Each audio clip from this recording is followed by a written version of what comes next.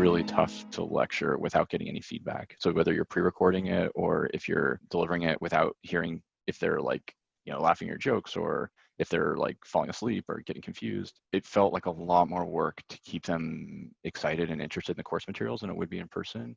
We also used Mural. It's an online collaboration platform that is kind of like a digital whiteboard.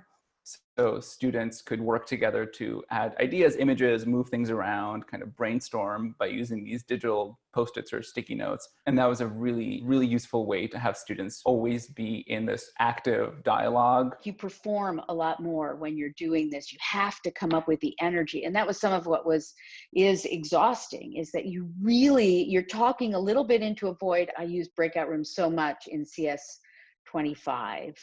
For peer reviews and for other kinds of things. I would give them a prompt or have them go and work on something with a TA with them talking.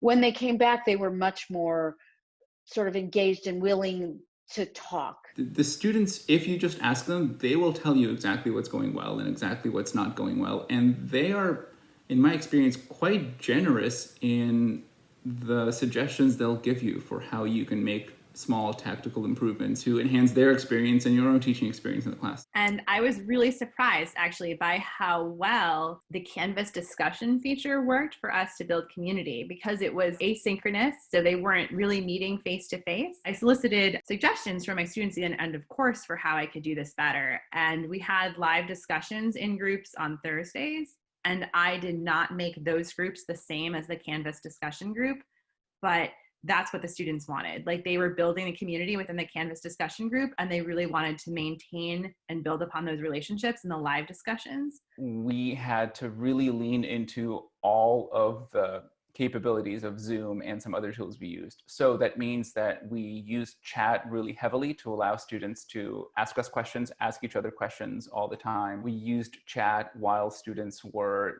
doing presentations. And everybody else, while one student or one student team was delivering a presentation, the rest of the class was encouraged to continuously be using the chat function to type in their feedback and comments. The biggest challenge teaching remotely was normally in course, I can read their faces and see how they're doing and see who's struggling. And I can kind of just gently, touch base with them to see what's going on and what kinds of extra help they would need.